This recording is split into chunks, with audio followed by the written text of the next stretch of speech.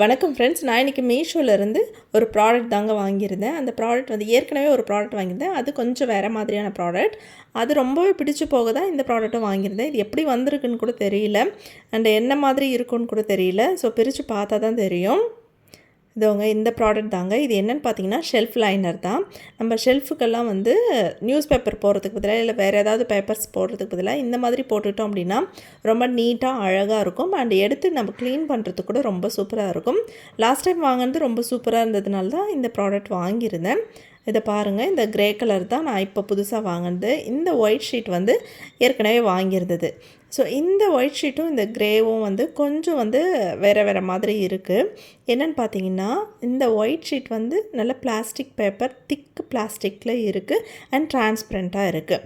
ஆனால் இந்த grey colour வந்து பார்த்திங்கன்னா இது வந்து ஒரு மாதிரி ரப்பர் மெட்டீரியல் மாதிரி இருக்குது. அந்த ரப்பர் ஷீட் மாதிரி போடுவோம் இல்லைங்களா, அந்த மாதிரி இருக்குது. ஆனால் கொஞ்சம் வழவழன்னு இருக்குது. நல்ல ஒரு போட்டோன்னா அப்படியே நிற்கிற மாதிரி இல்லை, கொஞ்சம் வழவழப்பாக தான் இருக்குது. ஸோ நம்ம பொருள் வச்சா அப்படியே நிற்குமான்னு ஒரு டவுட் இருக்குது. ஆனால் இந்த டிரான்ஸ்பரண்ட் ஷீட் வந்து பார்த்திங்கன்னா அப்படியே போட்டிங்கன்னா அப்படியே இருக்குது. நீங்கள் ஒரு கிச்சன் கேபினெட்ஸ் போட்டுக்கலாம், கப்போர்ட்ஸ் போட்டுக்கலாம். அது மட்டும் இல்லாமல் நம்மளோட வார்ட்ரோப்ஸில் கூட நம்ம துணியெல்லாம் அடுக்கி வைக்கிறதுக்கு முன்னாடி நம்ம இது வந்து இந்த ஷெல்ஃப் லைனர் வந்து போட்டுட்டு அதுக்கு மேலே துணி அடுக்கி வச்சோன்னா டஸ்ட்டும் ஆகாது. ஸோ ரொம்ப சூப்பராக இருக்கும். ஆனால் எனக்கு வந்து ரொம்பவே பர்சனலாக ரொம்ப பிடிச்சது அப்படின்னு பார்த்திங்கன்னா இந்த ஒயிட் கலர் ஷீட்டு தான். இந்த க்ரே வந்து எனக்கு அவ்வளோவா பிடிக்கல. பார்க்குறதுக்கு ரொம்ப நீட்டாக அழகாக தான் இருக்குது. அண்ட் அதனுடைய ரப்பர் மெட்டீரியல் அவ்வளவுதான். இப்போ ரப்பர் ஷீட் மாதிரியெல்லாம் போடுவீங்களா, அந்த மாதிரி மெட்டீரியல் தான் இது. அது உங்களுக்கு பிடிச்சிருந்ததுன்னா கண்டிப்பாக வாங்கிக்கோங்க. ஏன்னா இதுவுமே ரொம்ப சூப்பராக இருக்குது, பார்க்குறதுக்கு ரொம்ப அழகாக இருக்குது. ஸோ அது வந்து கொஞ்சம் வந்து சுருங்குன்றது தான் என்னோடய இது. ஸோ அது ஒன்று தான் டிசப்பாயின்மெண்ட்.